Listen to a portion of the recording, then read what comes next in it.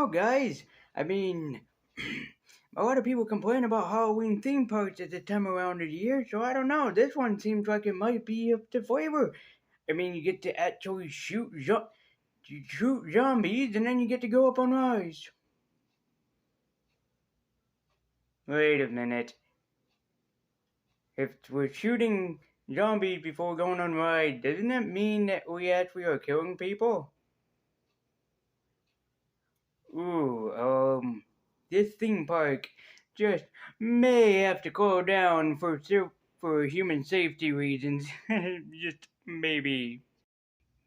Reading Geeks and Ghouls and Goblins, I'm Lazy Universe, and welcome to my review of both Zombieland, and I'll also be taking a look at the long-awaited sequel behind Zombieland, Zombieland Double Tap, here for Lazyween, so happy Lazyween and happy Halloween to all of you. Also, people should get excited because Halloween is a short time away from right now. And I know that a bunch of people have been waiting for this holiday and whatnot. Me, I don't mind Halloween. I'm much more of a Christmas themed guy myself. I cannot wait for my Christmas themed reviews coming October or coming December as well as the last week of November. But that's just me. If you enjoy Halloween, don't let me spoil your Halloween season. Just be sure that if you go out trick-or-treating that you stay safe, you take precautions, and that you also are inside and indoors before the curfew begins. And where I live, our curfew, wow, has really gone down the drain. So, after the disaster that we had on Monday, which I'm still not living down very much, still don't see who thought it was a good idea to make a horror film based off of the return of Jesus Christ or the Messiah, but the less said about that, the better. If you're interested, you can go and watch that video. But anyways, I'm here to talk about both of the Zombieland movies, Zombieland and Zombieland Double Tap. So of course we have to start out with the original, and I remember when I was younger that everybody was talking about Zombieland. Everybody was talking about how damn great it was. And I remember seeing all the frickin' goddamn trailers for this movie, and I gotta tell you, in all honesty, does Zombieland hold up? And I think it came out, in 2009? Yeah, I remember seeing this, but I was more excited for Hancock and the Dark Knight at the time. But I remember seeing this advertised on TV constantly. So does Zombieland hold up all these years later? Well, I'm surprised to say that it's a horror comedy, but it's not my favorite horror comedy, but I can see why people really do like Zombieland. I love how immediately as the movie begins, we get to know that the world had gone to hell in a handbasket and zombies have taken over the world and become the norm with only a few survivors left. This is where we get introduced to our first main character, Jesse Eisenberg, who plays Columbus, and he's a pretty alright, interesting character. Well, for the most part, I mean, at least until he meets the others. That is until he's out on the road and he ends up meeting somebody. He ends up meeting a fellow, played by Woody Harrelson, named Tallahassee, who is an absolutely outrageous, crazy son of a bitch.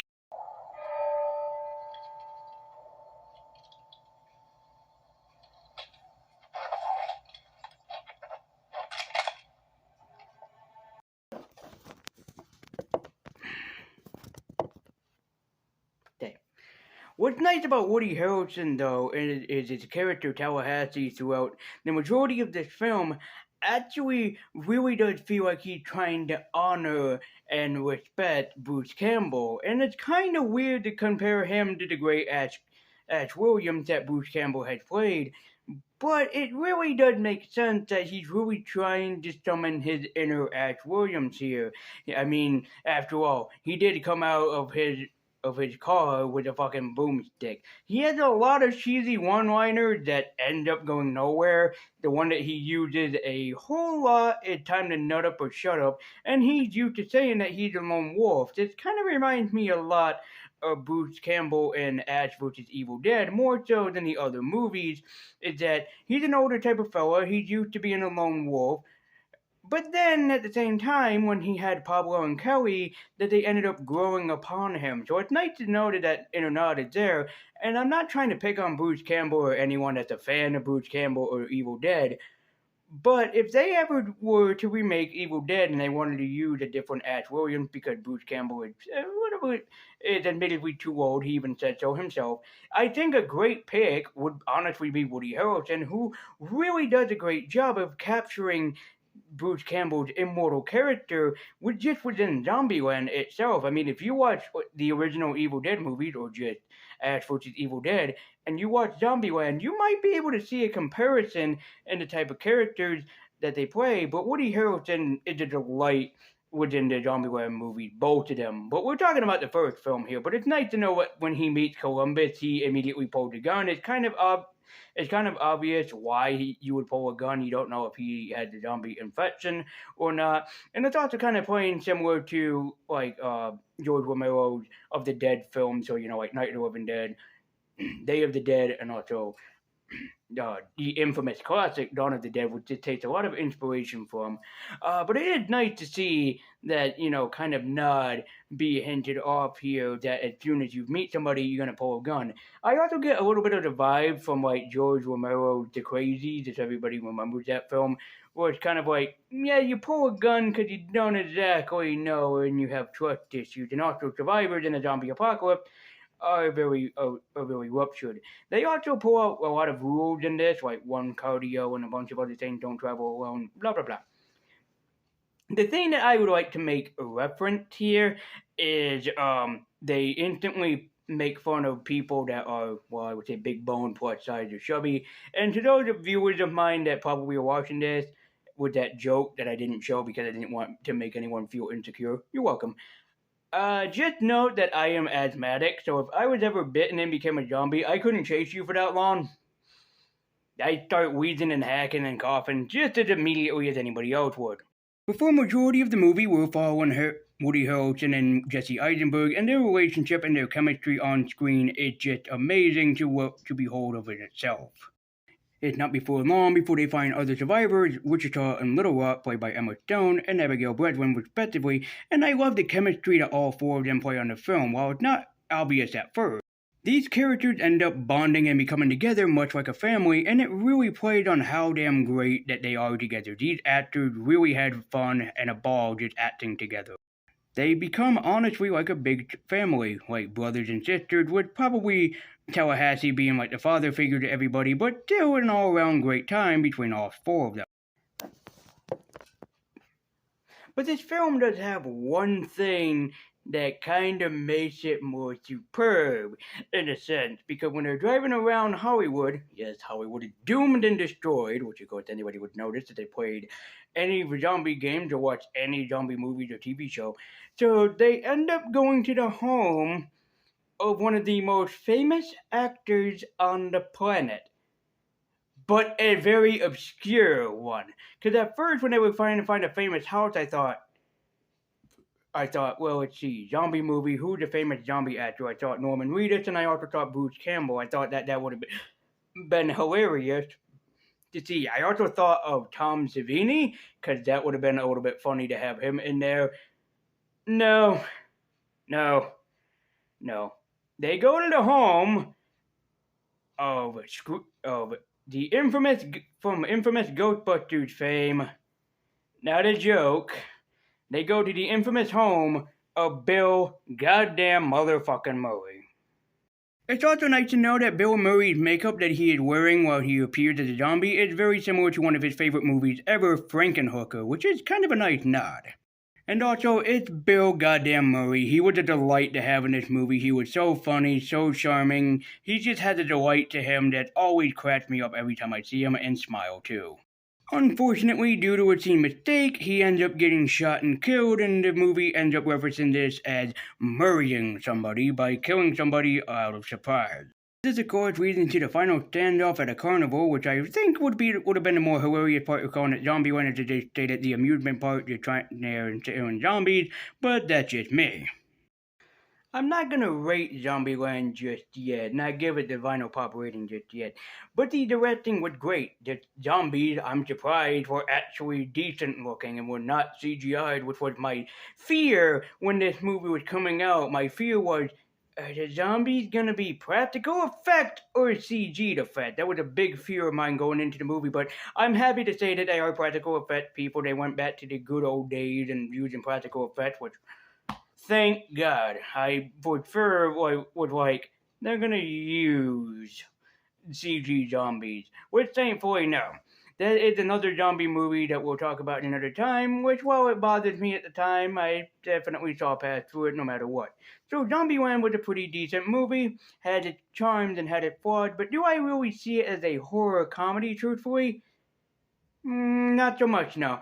As much as I love Zombieland, the comedy aspect is there, but it's not there at the same time. Like, the funniest probably aspect that came into the film was not only the backstory of how this all happened, for one thing, and also how Columbus got thrown into the mixture of this. We don't really understand mostly anybody else's backstory.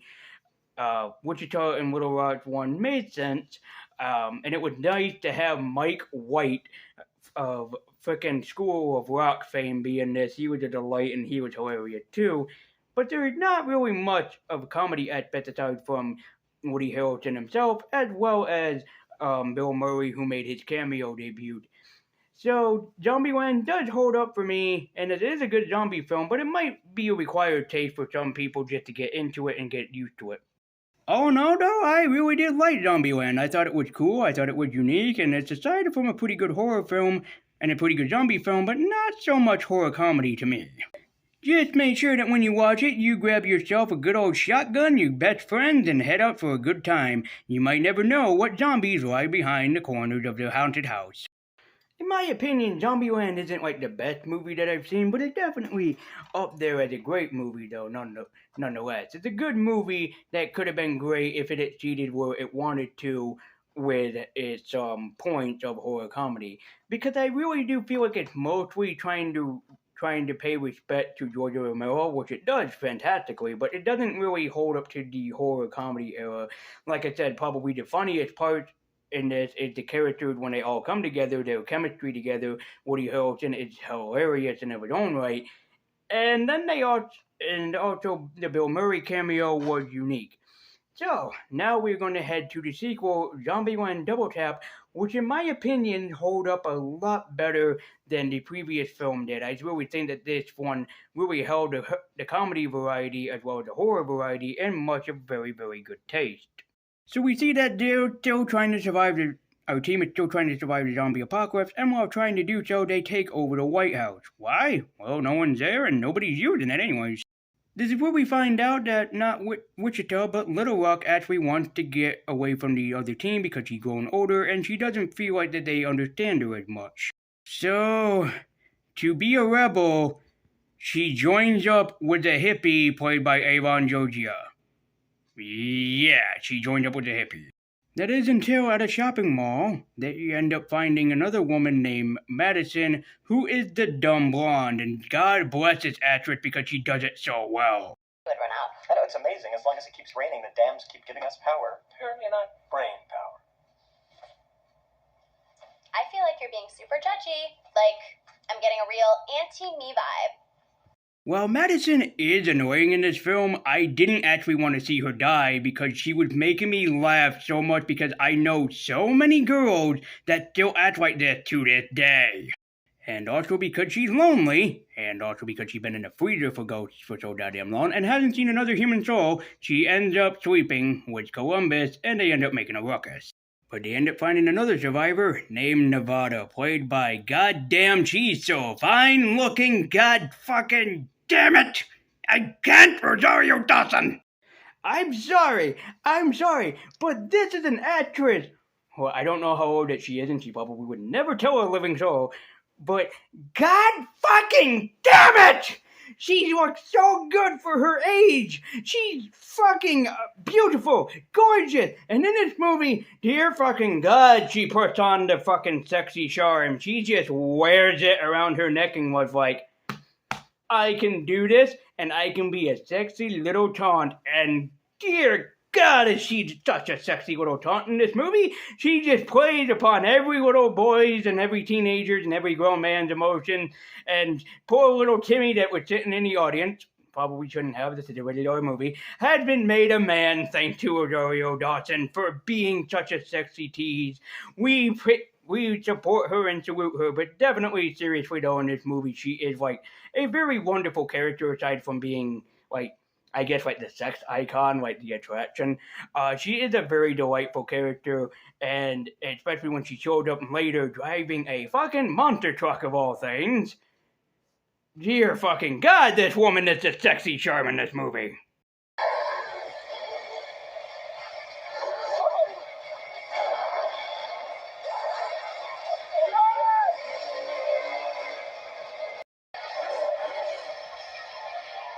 Need a ride? Oh, yeah. Get in. Let's go.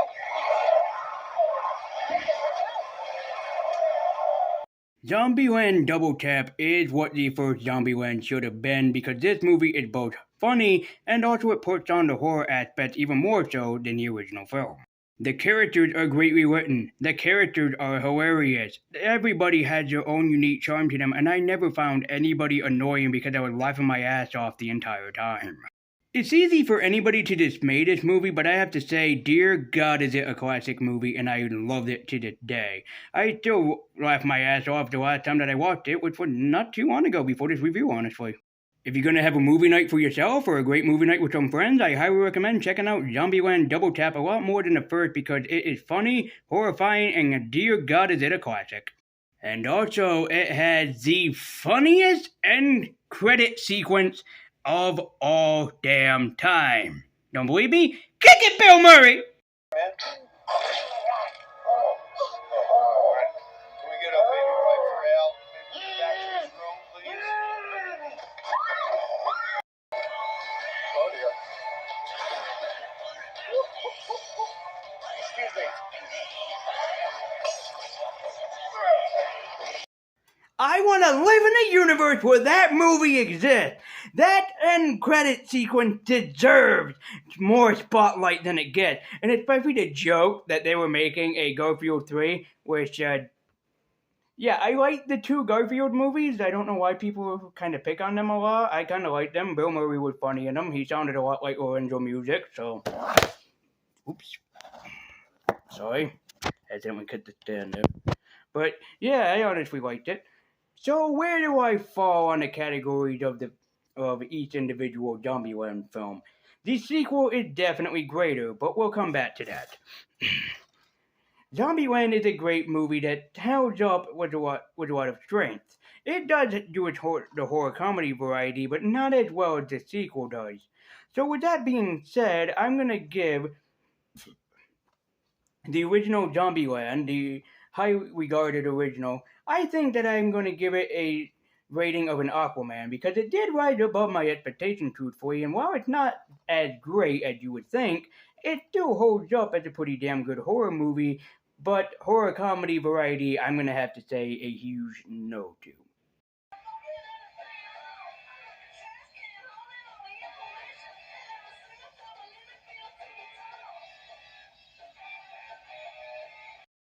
Double Tap is instantly for me the better film. It had the better story. The cast and characters came back with a great pace. I mean, it feels like that they never left the characters behind even after 10 years when this movie came out.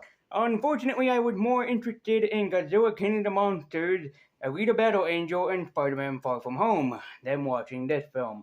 Unfortunately. If I did watch this movie, it probably would have been in my top 4 favorite films of either 2019 or 2020. But despite the fact when I saw this film, I was immediately blown away by how damn funny and how damn good it was. It's even better than the original, which is a surprise because sometimes sequels do not do better than the original, which I kind of have to say is a lie by IGN that just as great as the first Zombieland. No, in my opinion, I think it is greater than that. It holds a special charm to it, and that's why my Funko Pop rating of this one will have to be, I forget his name, was Atsumaru from Naruto. So it gets the ninja with Atsumaru on it. No, I don't remember his name. Just screw off. You can tell me in the comments down below because I had instantly forgotten.